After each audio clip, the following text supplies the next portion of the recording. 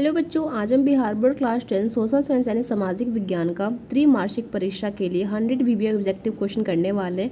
ये सभी प्रश्न एग्जाम के लिए बहुत ही ज़्यादा महत्वपूर्ण है, इसलिए पूरी क्लास को ध्यान से देखिएगा। पीडीएफ चाहिए तो डिस्क्रिप्शन में टेलीग्राम का लिंक दिया गया है, वहाँ से आप मुझे ज्वाइन करके मैसेज कर सकते हैं, मैं पीडीएफ प्रोवाइड करा दूँगी। चलिए शुरू करते हैं। क्वेश्चन नंबर 1 से सारे क्वेश्चन बहुत ही इंपॉर्टेंट है, तो एक भी क्वेश्चन स्किप मत करना। चलो पहले हम लोग हिस्ट्री का क्वेश्चन पाते हैं। यहाँ पे देखो, इटली एवं जर्मनी वर्तमान में किस महाद्वीप के अंतर्गत आते हैं बच्चों? तो यहाँ पे याद रखना यूरोप के अंतर्गत आता है। ऑप्शन नंबर क्या हो जाएगा? सी करेक्ट हो जाएगा। चलिए मैं थोड़ा जूम इन कर देती हूँ ताकि आपको अच्छे से क्वेश्चन दिख सके। चलो क्वेश्चन नंबर 2 देखते हैं बच्चों यहाँ पे कि फ्रांस में किस शासन वंश की पुनः स्थापना वीना कांग्रेस द्वारा की गई थी? तो बच्चों फ्रांस में पूछ रहे थे हम, बुर्बो वंश हो जाएंगे। ऑप्शन नंबर करेक्ट कर लेना, सी नंबर। चलिए आगे बढ़ते हैं। 3rd नंबर क्वेश्चन देखते हैं बच्चों यहाँ पे कि मेजनी का संबंध किस संगठन से था? तो मेजनी का संबंध कार्बोनेरी से था। ऑप्शन नंबर क्या हो जाएगा? बी करेक्ट हो जाएगा। चलिए 4 नंबर क्वेश्चन देखते हैं बच्चों के, इटली एवं जर्मनी के एकीकरण के विरोध में निम्नलिखित में कौन थे? तो कौन थे? तो वो ऑस्ट्रिया थे। ठीक है, ऑस्ट्रिया थे। इटली और जब जर्मनी का एकीकरण हो रहा था बच्चों, तो ऑस्ट्रिया उनके बीच में थे, विरोध में थे। ठीक है, चलिए आगे बढ़ते हैं। 5 नंबर क्वेश्चन देखते हैं, काउंट काबोर को विक्टर एमुनियस ने किस पद से नियुक्त किया गया था? तो बच्चों ध्यान रखना, ये प्रधानमंत्री के पद से उनको नियुक्त किया गया था। ऑप्शन नंबर क्या हो जाएगा? सी करेक्ट हो जाएगा। चलो 6 नंबर क्वेश्चन देखते हैं, गैरीबाल्डी पेशे से क्या थे? तो बच्चों यहाँ पे गैरीबाल्डी पेशे से नाविक थे। बहुत इंपॉर्टेंट क्वेश्चन है, बोर्ड में पूछे जाते हैं ये क्वेश्चन। 7 नंबर क्वेश्चन पे आते हैं बच्चों यहाँ पे कि जर्मन राज्य का निर्माण किसने किया था? तो बच्चों ध्यान रखना, ये राज नेपोलियन बोनापार्ट ने किया था। ऑप्शन नंबर क्या हो जाएगा? बी करेक्ट हो जाएगा। 8 नंबर क्वेश्चन पे आ जाओ, जालवेरिन एक संस्था थी, तो किसकी? यहाँ पे ध्यान रखना कि व्यापारियों की संस्था थी। ऑप्शन नंबर क्या हो जाएगा? बी करेक्ट हो जाएगा। 9 नंबर क्वेश्चन देखते हैं, रक्त एवं लोह की नीति के अवलंबन में किसने किया था? तो बहुत इंपॉर्टेंट क्वेश्चन है बच्चों, ये बिस्मार्क ने किया था। ऑप्शन नंबर क्या हो जाएगा? सी करेक्ट हो जाएगा। 10 नंबर क्वेश्चन देखो, फ्रैंकफर्ट की संधि कब हुई थी? तो बच्चों ध्यान रखना, ये हमारा हो जाएगा 1871 में। ठीक है, 1871 में हुई थी। ऑप्शन नंबर क्या हो जाएगा? डी करेक्ट हो जाएगा। चलिए आगे बढ़ते हैं। 11 नंबर क्वेश्चन पे, रूस में कृषक दास प्रथा का अंत कब हुआ था? तो बच्चों यहाँ पे 1861 में हुआ था, 1800 यहाँ पे 61 में हुआ था। ऑप्शन नंबर करेक्ट कर लेना, ए नंबर। चलिए 12 नंबर क्वेश्चन पे आता है कि रूस में जार का अर्थ क्या होता है? तो बच्चों रूस में जार का अर्थ होता है रूस का सम्राट। ठीक है, चलिए आगे बढ़ते हैं यहाँ पे।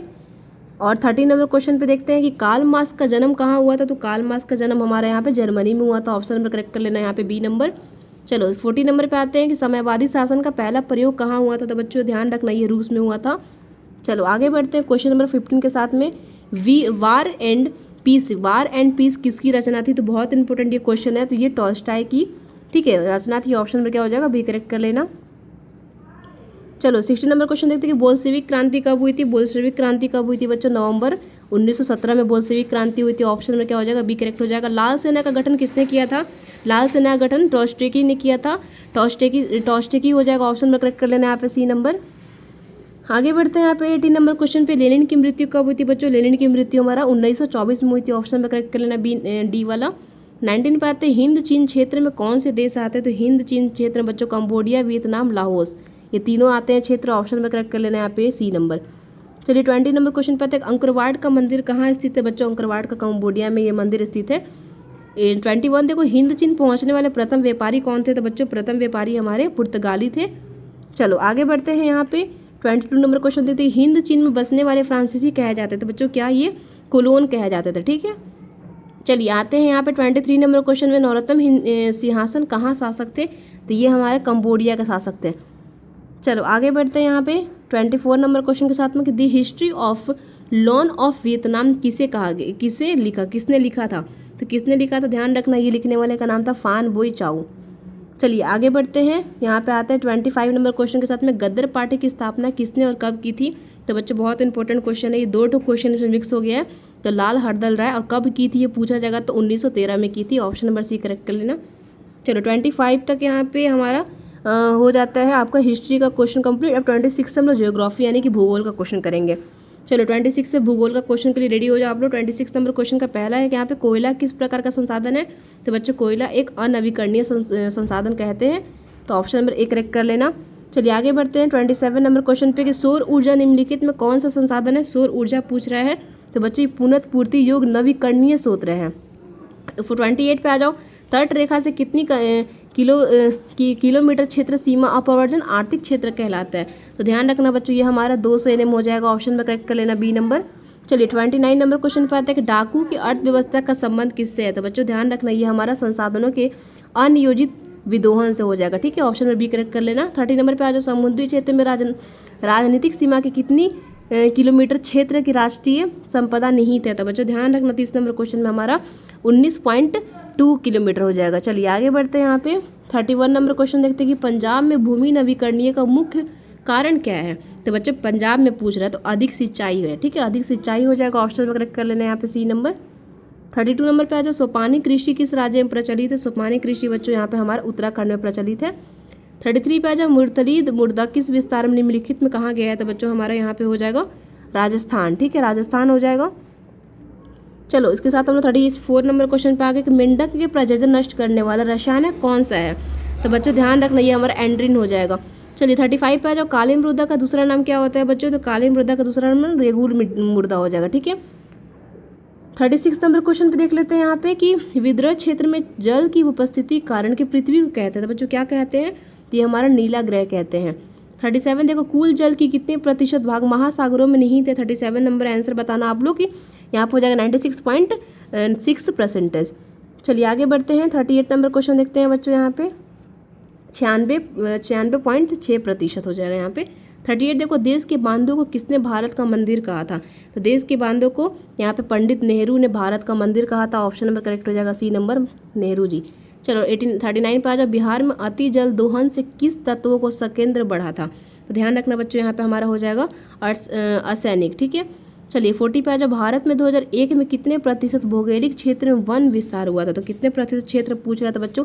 19.27 हो जाएगा। ठीक है, 19.27 क्षेत्र में फैला था, तो ऑप्शन नंबर क्या हो जाएगा? बी करेक्ट हो जाएगा। आगे बढ़ते हैं 41 नंबर क्वेश्चन के साथ में हम लोग वन स्थिति रिपोर्ट के अनुसार भारत में वन की विस्तार है तो कितनी है? तो ध्यान रखना यहाँ पे 20.60% भौगोलिक क्षेत्र हो जाएंगे। ठीक है, ऑप्शन नंबर करेक्ट कर लेना ए नंबर। 42 देखो, बिहार में कितने प्रतिशत भौगोलिक क्षेत्र में वन का फैलाव है? तो बिहार में पूछ रहे हैं यहाँ पे, तो बच्चों ध्यान रखना यहाँ पे हमारा 7% हो जाएगा। ठीक है, 7% हो जाएंगे, ऑप्शन नंबर करेक्ट कर लेना यहाँ पे डी। 43 देखो, पूर्वोत्तर राज्यों में 188 आदिवासी जिलों में देश के कुल क्षेत्र कितने प्रतिशत वन है? वन है बच्चों, तो पूछ रहे हैं यहाँ पे हमारा हो जाएगा 60.11 60.11% हो जाएंगे, 60.11%। चलिए 44 देखो, किस राज्य में वन का सबसे अधिक विस्तार है? राज्य पूछ रहे हैं बच्चों, किस राज्य सबसे अधिक है? तो मध्य प्रदेश हो जाएंगे, एमपी। चलिए आगे बढ़ते इसके साथ 45 नंबर क्वेश्चन पे हम लोग आ गए। अब वन संरक्षण एवं प्रबंधन की दृष्टि से वनों की वर्गीकृत किया गया है, तो बच्चों कितना? तो याद रखना यहाँ हमारा हो जाएगा 3 वर्गों में। ठीक है, 3 वर्गों में हो जाएंगे, ऑप्शन नंबर बी करेक्ट कर लेना।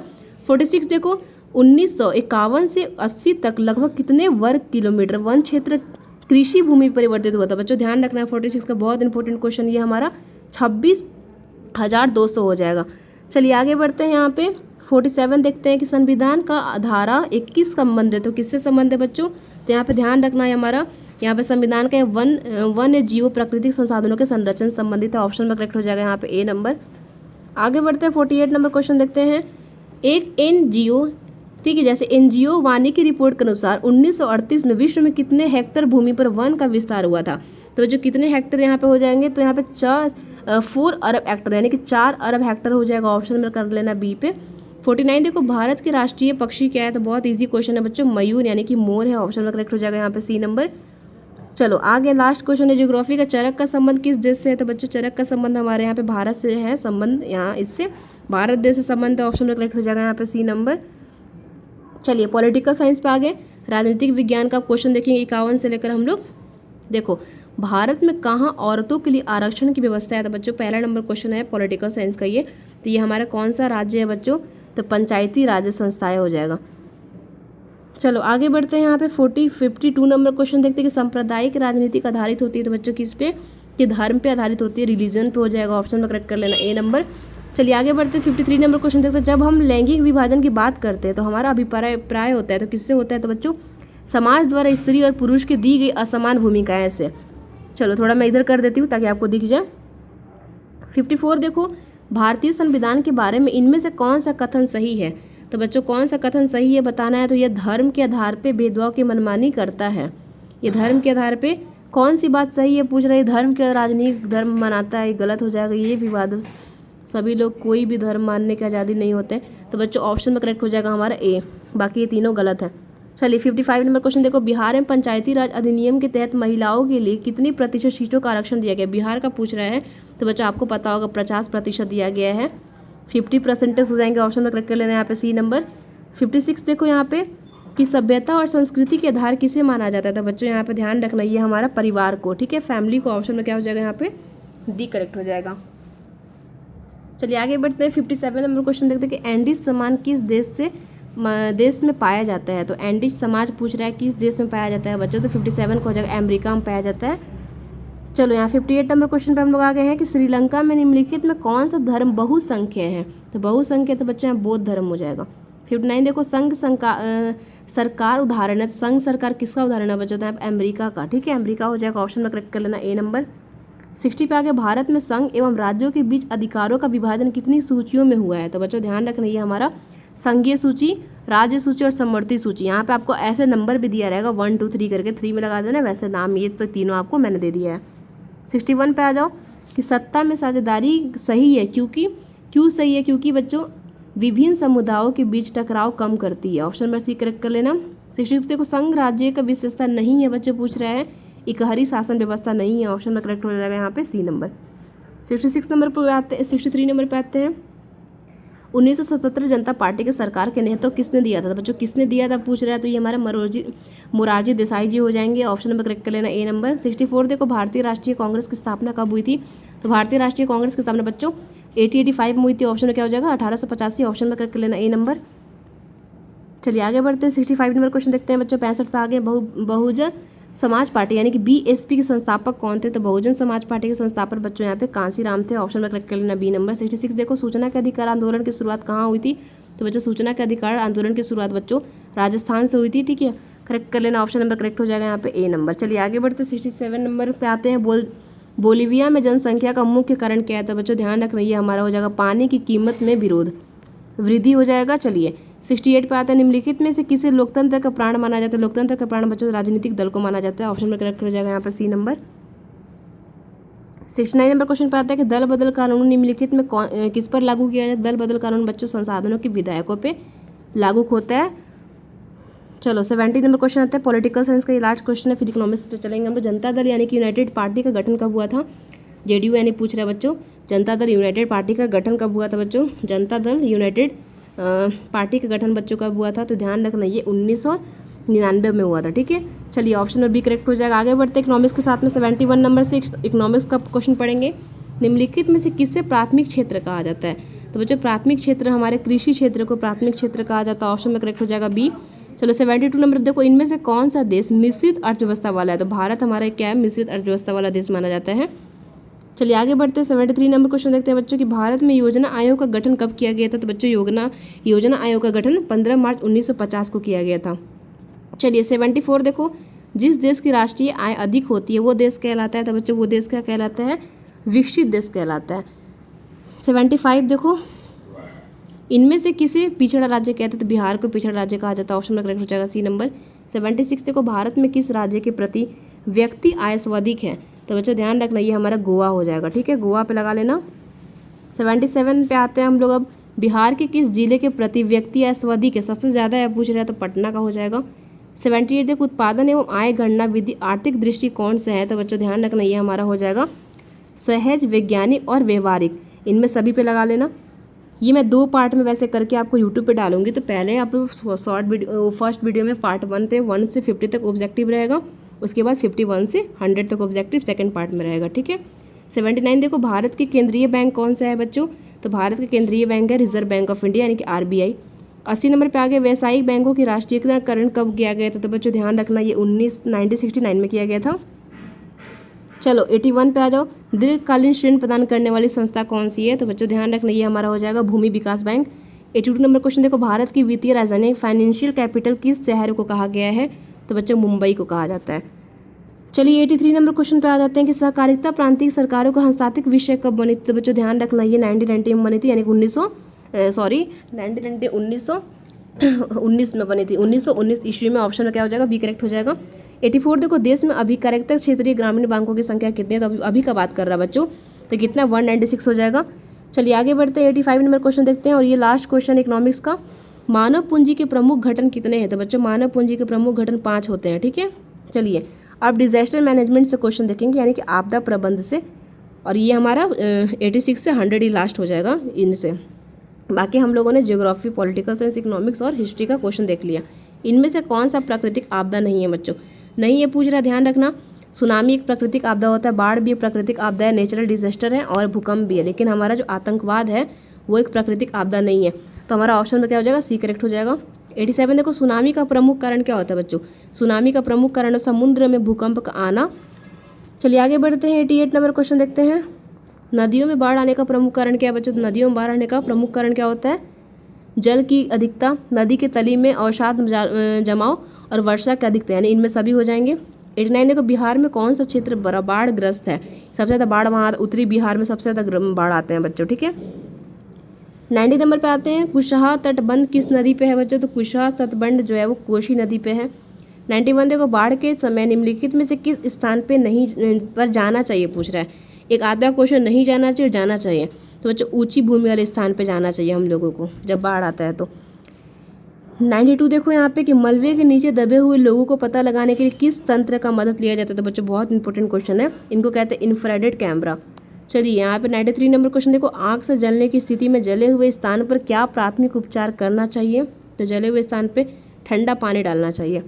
चलिए आगे बढ़ते 94 नंबर क्वेश्चन देखते हैं कि सुनामी किस स्थान पे आता है? सुनामी हमारा बच्चों यहाँ पे समुद्र के स्थान पे आता है।